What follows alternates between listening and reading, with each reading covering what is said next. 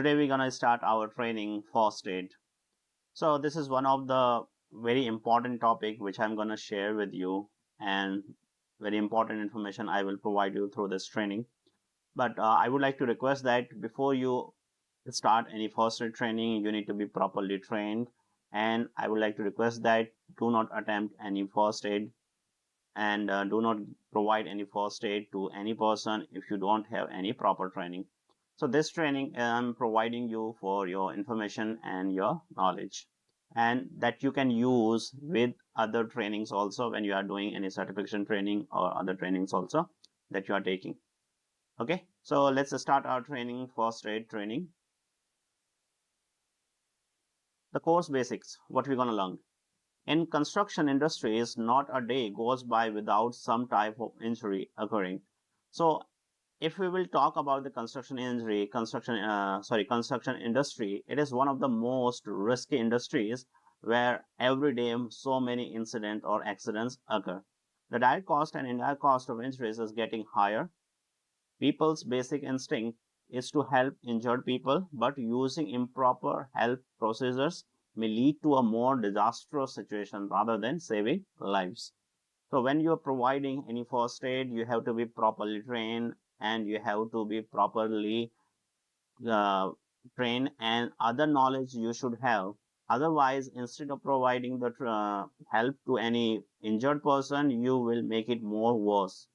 So prompt, properly administered first aid care can mean the difference between life and death, rapid versus prolonged recovery, temporary versus permanent disability.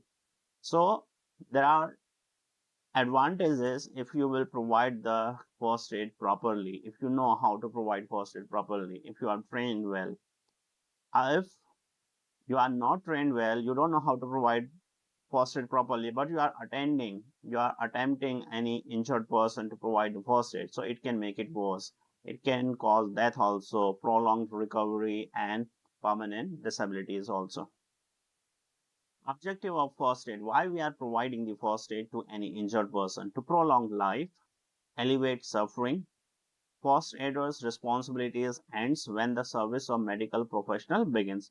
Whenever any medical professionals they begins to treat the any injured person, first aider responsibilities will end there. First aiders are not intended to compete with medical professionals. They are not allowed to compete. First aid basics. We all take certain measures to prevent accidents, but despite our best efforts, emergencies arise.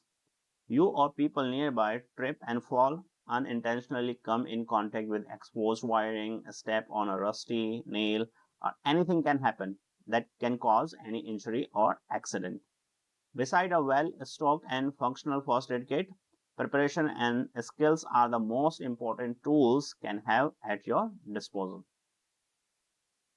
So what should included in your first aid kit? So these are the items should be included in your first aid kit: sterile adhesive bandages in assorted size, sterile gauze pads in assorted size, hypoallergenic adhesive tape, scissors, tweezers, needle, S bandage, motion toilets, and antiseptic, and certain other items also are there which should be included in your first aid kit. With the first aid kit, you should have the first aid inspection checklist also. That should be done weekly or monthly. You need to check that all the items are there in a proper amount, and you need to check the expiry date of these first aid kit also, first aid kit materials. So what we have to do about cuts and scraps. So this is the cuts. So what we can do, how we can provide the first aid for the cuts. First of all, open wounded, apply 5 C's. If there is any open wounded, you have to apply 5 C's. You have to remember 5 C's. First C is clean the wound. You need to clean it, control the bleeding. How you can control the bleeding? By applying pressure, elevating the wounded part at least above the heart. So if there is any wounded on your hand, you have to lift it. You have to elevate at least above the heart, your heart level. Put pressure on limbs, pressure points. Cover the wounds with sterilized or clean clothes. Then care for shock and call physician. So these are the 5 C's you have to remember. Cuts and scrapes. Clean the wound with mild antibacterial soap and water that you can do. You can use sterilized tweezers to remove any debris that remains embedded in the wound after rinsing. This will reduce the risk of an infection and possible complications. If the debris is abandoned or can't be removed for some other reason, a trip to the emergency room will be necessary. So if you can't remove any debris that is inside the wound, and you have to go to the emergency room also, and you need to see the medical. Control the bleeding. Water may induce bleeding by thinning the blood. If while rinsing the wound you notice increased blood flow, use gauze or a clean cloth to apply gentle continuous pressure until the blood clots. So you need to put some pressure.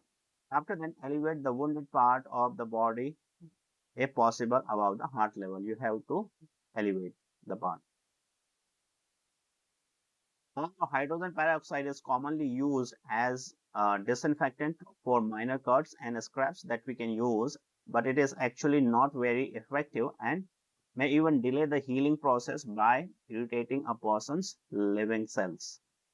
You can use hydrogen peroxide but apply it around the open wound, not directly to it.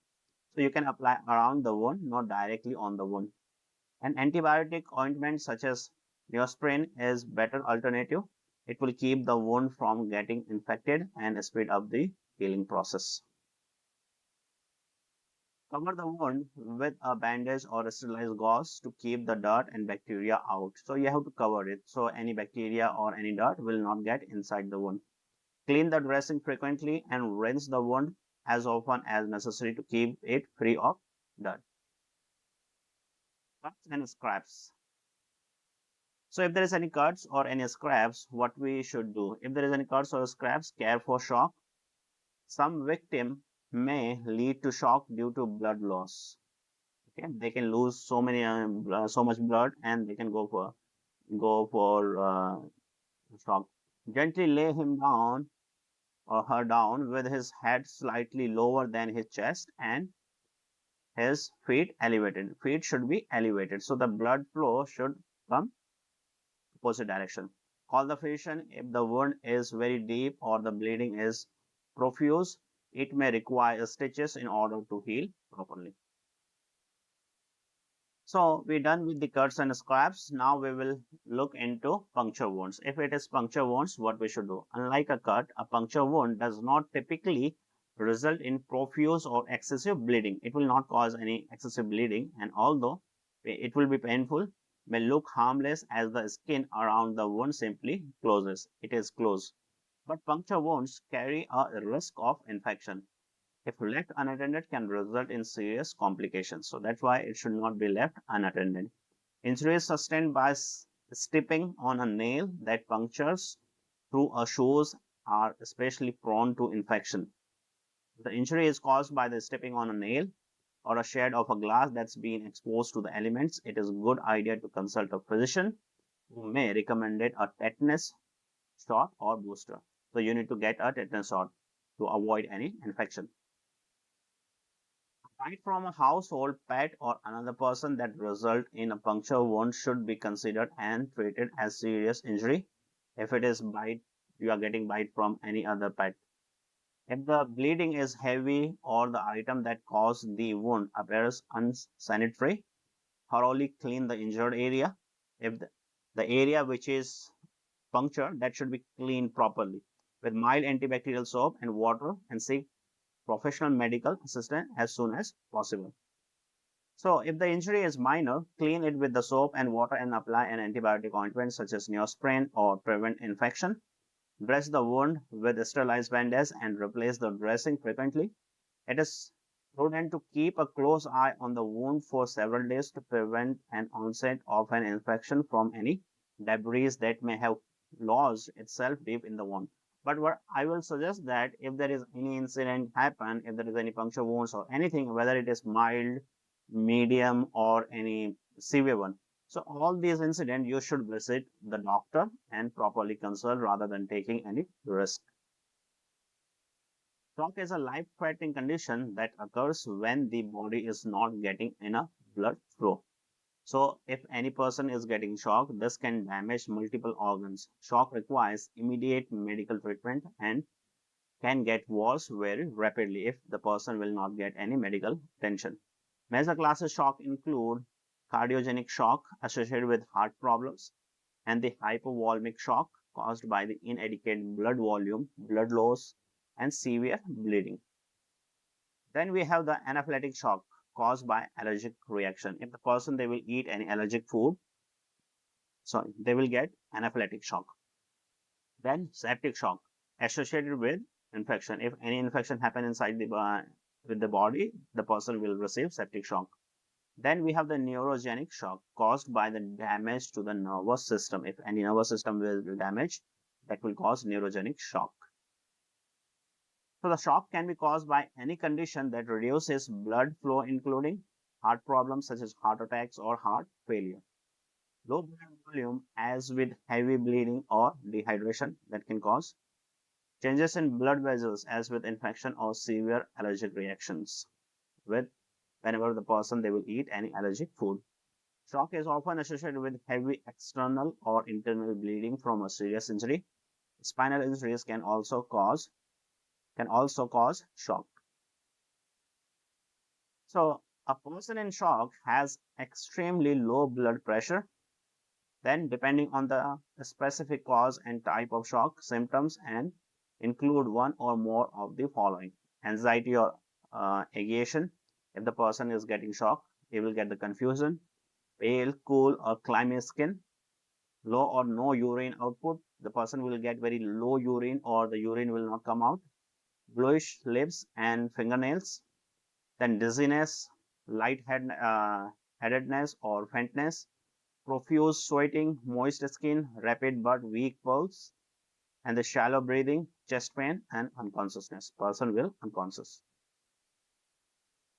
So the first aid for shock, what you will do for the first aid? Call the 911 for immediate medical help. This 911 is for the USA. You have to dial your emergency medical team in your country. Check the person's airway, breathing, and circulation. If necessary, begin rescue breathing and CPR. Even if the person is able to breathe on his her own, continue to check rate of breathing at least every 5 minutes until help arrives. So if the person is conscious and does not have an injury to the head, leg, neck, or spine, place the person in the shock position. Lay the person on the back, elevated legs about 12 inches. In that way, you have to put it. And do not elevate the head if raising the legs will cause pain or potential harm. Leave the person lying. That give appropriate first aid for any wounds, injuries, or illness. After that, you have to give the first aid for any other wounds. Keep the person warm and comfortable. Loosen tight clothing. If person is wearing tight clothing, that need to be loosened, and person need to be keeping warm and comfortable. Now, the shock. If the person is getting shock, we have to put him in the recovery position. So how you can put in the recovery position? Put the victim in the recovery position. Grab the victim's leg and shoulder and roll him towards you. You have to go always for the left hand side, sorry, right hand side. You have to sit always for the right hand side. When you will sit on the right hand side, your one hand should go on the person's shoulder and other hand should be on the knees. So in that way should be there. And after then you have to continue to roll the victim until he is on his side. Then you have to roll the victim on your side. After then, adjust the top leg so both the hip and knee bent at right angles. Gently tilt the head back to keep the airway open. Keep the person warm until medical help is obtained. So when you are rolling him towards you, after then the victim, this left hand, it should go under the chin, under the head, and after then this airway should be remain open, and one knee, it should be this way. So in shock, what you should not do: do not give the person anything by mouth, including anything to eat or drink. Okay, do not give for eating, for drink. And do not move the person with the known or suspected spinal injury. Do not move any person. And do not wait for milder shock symptoms to worsen before calling for emergency medical help. And call the medical emergency as first thing. If the person vomits or drools, turn the head to one side so he or she will not choke. Do this as long as there is no suspicion of a spinal injury. If a spinal injury is suspected, log roll him instead. Keep the person's head, neck, and back in line and roll him or her as a unit. Now, if you will get burns at your work site, what you should do? What are the first aid you should provide? A burn victim will require different type of care depending on the type of and extent of his injury. Burns vary greatly from common, fairly harmless sunburn to a potentially life-threatening third-degree burn caused by open flames or electrocution. Here is how to distinguish the three different types of burn injuries and how to care for each one. So you can see here, this is the first degree burn, this is the second degree burn, and this is the third degree burn. So for the first degree burn, epidermis will expose, and the second degree burn, dermis, and the third degree, the hypodermis, that will expose and damage. The first degree burns are usually accompanied by redness and some soiling of the skin. So this is the first degree burn. Possibly keep the injury under cool running water for at least 10 minutes. If running water is not available, place the burn in a container of a cold water such as a bucket, tub, or even a deep dish. Using a cool, wet compress made of clean cloth will also work if nothing else is available. Keeping the burn cool will reduce pain and minimize the soiling. So if the injury is on the part of the body where jewelry or snug clothing is present, you have to carefully remove them before it begins to soil. Apply a moisturizing lotion or aloe vera extract and dressing the burnt area with loosely wrapped sterile gauze. So the second degree burn will result in deeper, more intense redness of the skin as well as soiling and blistering. There's the blistering. This type of burn should be treated just as first degree burn, but because the damage of the skin is more extensive, extra care should be taken to avoid infection and excessive scarring. Replace the dressing daily and keep the wound clean. If a blister breaks, use mild soap and warm water to rinse the area. Apply the antibiotic cream, such as Neosporin, to prevent infection before redressing in sterile gauze. Now we have the third degree burn. Third degree burns may appear and feel deceptively harmless as the victim may not feel much pain due to complete destruction of all layers of the skin and tissue as well as nerve endings. The damaged area may appear scarred or rash color, charred and rash color, and instantly start to blister or peel. So this is the third degree burn.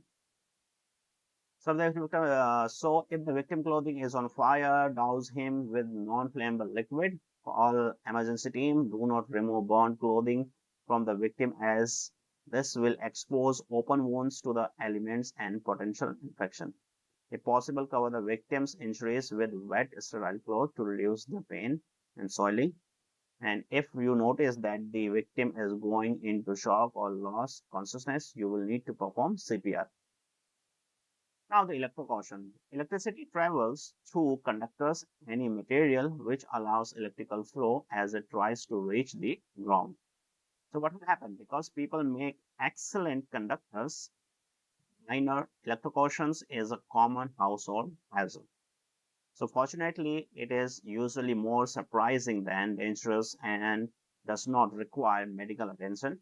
But some basic precautions should be taken to ensure that the shock does not interfere with the body's normal electrical impulses, including the function of the brain and the heart. Then, exposure to a direct source of electricity can also cause severe burns to the skin and the tissues. Electrocution. In the event of electrocution, do not rush to assess the victim until you are certain that he is no longer in contact with the electricity. If the person is in contact with the electricity, do not rush for the help. Otherwise, the current will pass through the victim directly to you.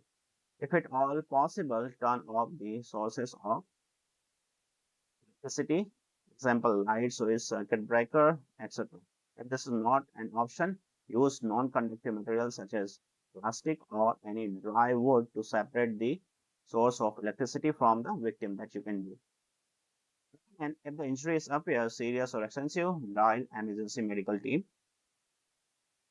Check the victim's vital signs such as the depth of his breathing and regularity of his heartbeat.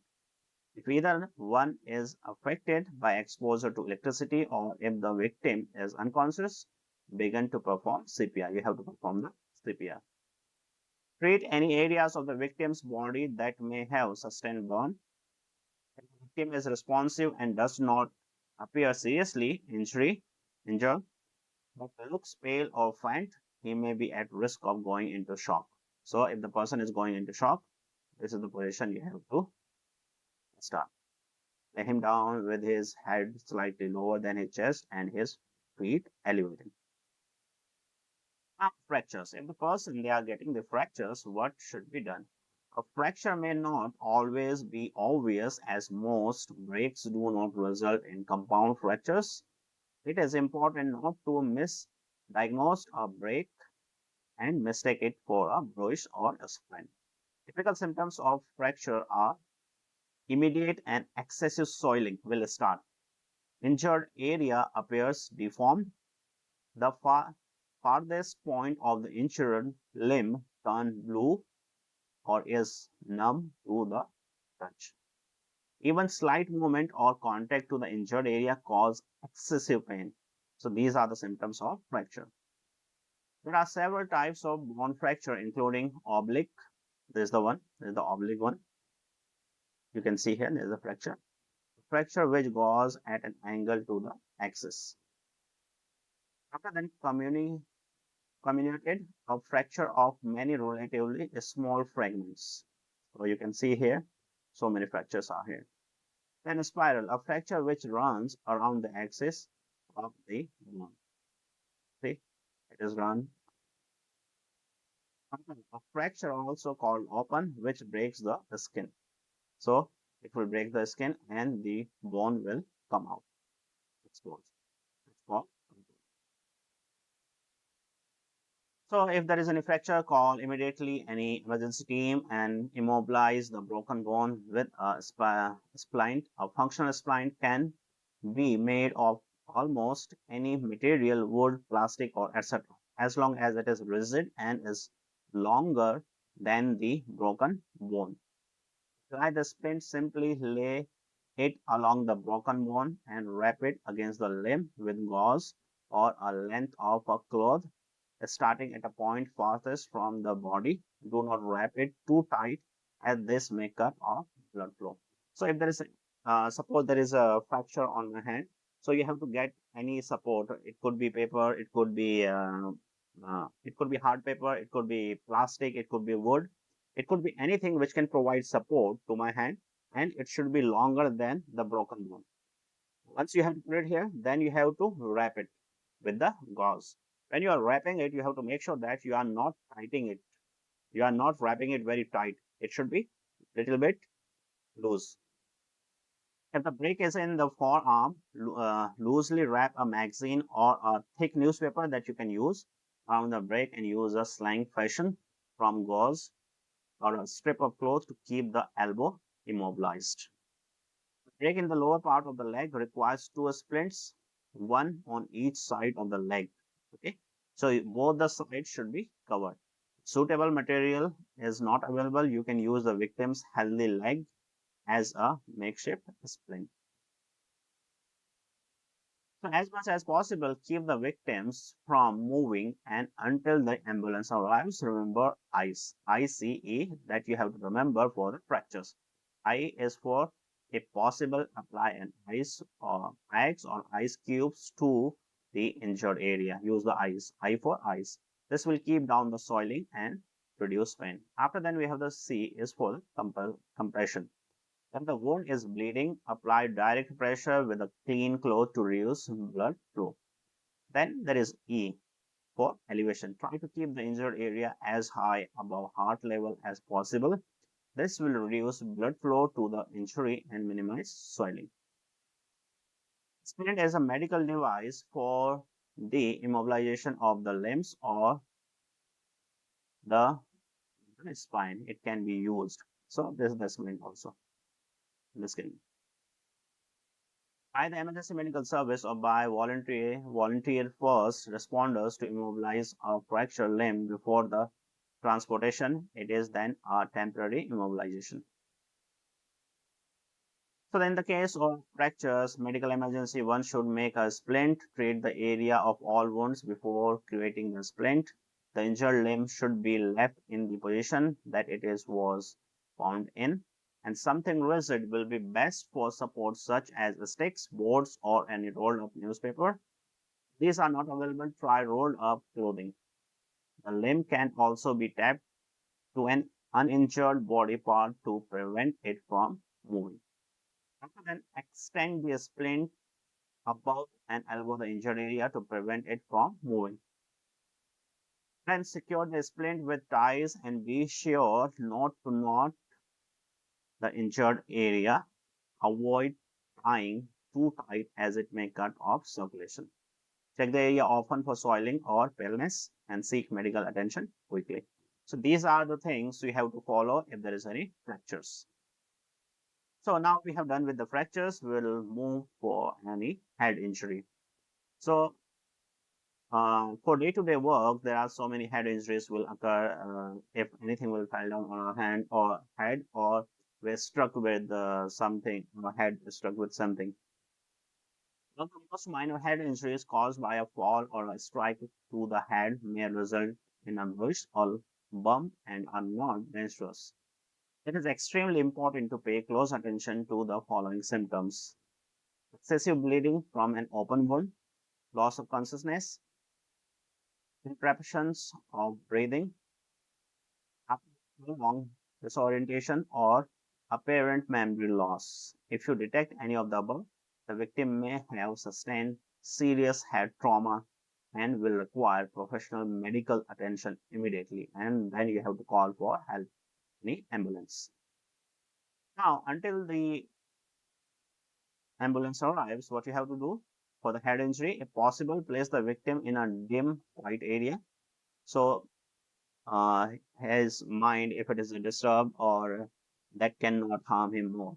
Lay the victim down with his head and shoulders slightly elevated. If the wound is bleeding, dress it with gauze or clean cloth and do not leave the victim unattended. After then, if the victim loses consciousness, you may need to perform the CPR. If the injury does not appear serious or extend beyond minor bruising, it should be treated accordingly. That need to be done for the head injury. Now we'll move for the nose bleeding. Due to high temperature, nose bleeding is a common in at work areas, and so many people do the nose bleed. A human nose is rich with small fragile blood vessels which are susceptible to damage. So that can be damage also. The nose bleed may be caused by a fall or a strike to the nose or even from a breathing excessively dry air. The nose bleed is not a symptoms of a more serious injury. It is rarely dangerous and can usually be stopped by applying continuous pressure. So what to do for the nose bleed? Do tilt the victim's head backward. Have the victim sit or stand upright to slow down the flow of blood. Loosen any tight clothing around the victim's neck. If possible, have the victim spit or out saliva. Swallowing may disturb the clot and cause nausea. Pinch the nostrils shut and press the tip of the nose against the bones of the face that you have to hear. Then maintain pressure for 5 to 10 minutes. You have to keep it like this. And once the bleeding has stopped, the victim should avoid blowing his nose or otherwise straining himself for at least an hour. After that, if the victim nose continues to bleed, you need to call for the medical emergency and you need to see the medical department as soon as possible. Then we have the bite wound. If there is any bite wound, if the victim has bitten by an animal or insect such as dog, cat, snake, scorpion, poisonous spider, or rat, an immediate shot may be necessary to prevent the possibility of rabies infection or venom. Then the contrary to common belief, a human bite can sometimes be more dangerous than that of an animal because human saliva contains many more types of bacteria which may cause infection. So even if it is bite by the human also, that need to be treated as dangerous as any animal bite. So the bite wound, there are different bite wound and we will see that one. First treatment should be use antibacterial soap and water to thoroughly clean the bite wound. Then apply antibiotic ointment such as Neosporin or to prevent infection. If the injury resulted in broken skin, dress it with a sterile bandage and replace the dressing frequently. So if the bite is deep, the victim may need to be treated for a puncture wound.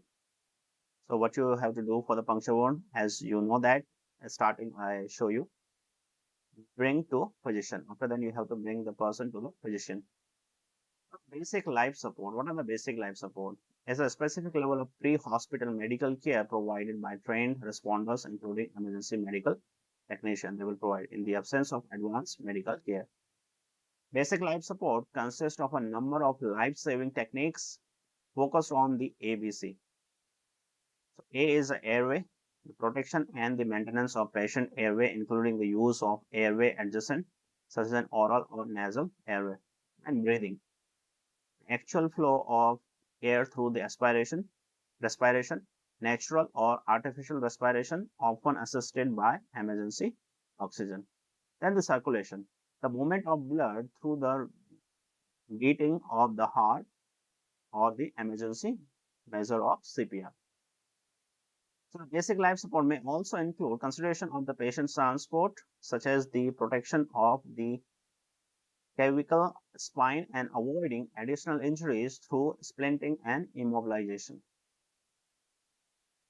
So the basic life support also CPR generally does not include the use of sorry, invasive skills and can be contrasted with the provision of advanced cardiac life support.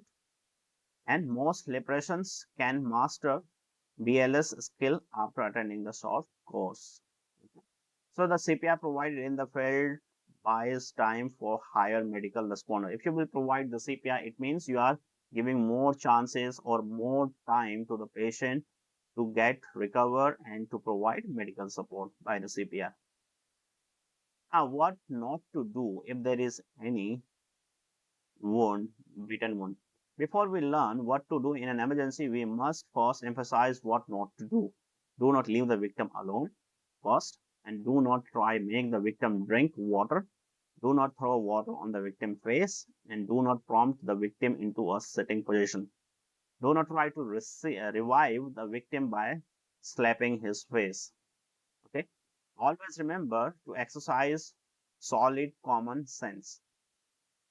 When faced with an emergency situation, we may act impulsively and place ourselves in harm's way. Although time should not be wasted, only approach the victim after determining that the scene is safe. Always check for any potential hazards before attempting to perform any CPR. Now, artificial respiration. What is artificial respiration? So the artificial respiration is a part of the most protocols for performing cardiopulmonary resuscitation, which is CPR, making it an essential skill for first aid. In some situations, artificial respiration is also performed separately, for instance, in near drowning and opiate overdose.